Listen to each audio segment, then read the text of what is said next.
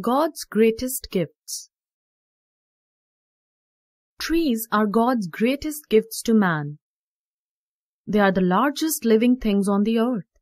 They live longer than any animal. Most trees grow to more than 7 meters high. The biggest trees are the giant sequoias of California. These trees can grow to over 100 meters high. They can measure 25 meters around the trunk. The oldest trees are the Californian pines. Some of them are now more than 4,500 years old. The age of a tree can be told by counting the rings in its trunk.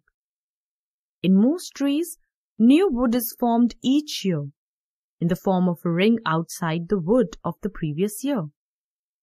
These rings, as seen on the sawn trunk of a tree, are circular in shape. Each ring in the trunk represents 1 year of the tree's life. By counting the rings, we can tell the age of a tree. In a year of good rainfall, the ring formed is thicker than the ones in a year of less rainfall.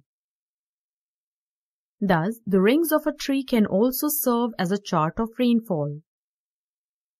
Now let's see in brief how useful trees are for us. In fact, without trees, no life would be possible on this earth. It is difficult to imagine what a bleak world it would be if there were no trees. Men in olden days used wood for making their homes, rafts, canoes, and weapons. They used it as fuel to cook and to keep themselves warm. In addition to wood, man was dependent on trees for many other things also. He got from them fruits and nuts for his food. Leaves of the palm and other trees were used for thatching roofs. The bark and the leaves of trees were used for clothing. Utensils were made from calabashes, coconuts, and the shells of other fruits. A number of medicines, dyes, tanning materials, and spices were obtained from trees. In present times also, man is no less dependent on trees. He has, no doubt, invented many things that can take the place of wood. He has begun to use concrete, steel, glass, and plastics in place of wood. But even then, the demand for wood has increased vastly. For example, we need lots and lots of wood for making paper, cardboard, and packing cases. Trees are invaluable for another reason also. They supply us with oxygen, without which no life would be possible. There is oxygen in the air, but it is being constantly used up and turned into carbon dioxide, CO2. When animals breathe and things burn, oxygen is consumed and carbon dioxide is produced. The green leaves of trees absorb this carbon dioxide. With the help of sunlight, they break it into carbon and oxygen. The carbon is used by green leaves to make starch. The oxygen is released back into the air. Thus, the oxygen used up in burning and breathing is replaced in the atmosphere. But for this, animals, including human beings, would soon die due to lack of oxygen. The starch produced by green leaves serves as food for animals. But for this, all animals would die.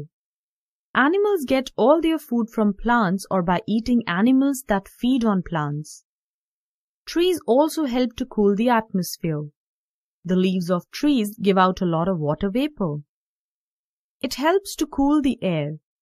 When rain clouds pass through the cool air, they condense and come down as rain. That is why there is a greater rainfall over places where we have thick forest. Our earth has a fine layer of soil at the surface. All plants grow in this soil only. Under the soil, there are rocks of various kinds. Nature takes millions of years to form an inch of soil in thickness. But sometimes, a single heavy shower can wash it off.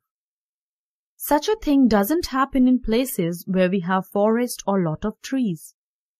The roots of trees hold the soil together and protect it from being washed off. We value trees not only for their usefulness, but also for their beauty. They refresh the eyes and bring peace to the mind. That is why our ancient rishis were attracted to the forest. They lived in their forest homes or ashrams in the company of nature. It was in these ashramas that they taught their pupils. When Gurudev Rabindranath Tagore started a school, he also chose a place full of trees. He called it Shanti Niketan, or the home of peace. There was a time when our hills, mountains and even plains were covered with huge forests. As the population grew, trees were cut down to meet the demand for fuel and timber. Thus, our wonderful forest came to be destroyed. Now we don't have enough trees to give us firewood even. So people are forced to burn cattle dung, which ought to be saved for use as manure. Cattle dung is very necessary to maintain the fertility of soil. Chemical fertilizers alone can't help.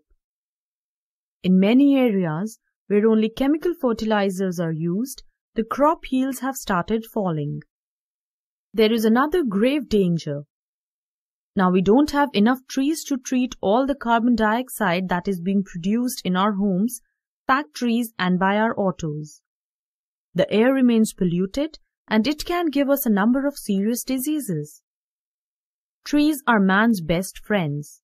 They are God's greatest gift to man. They are the invaluable wealth of a nation.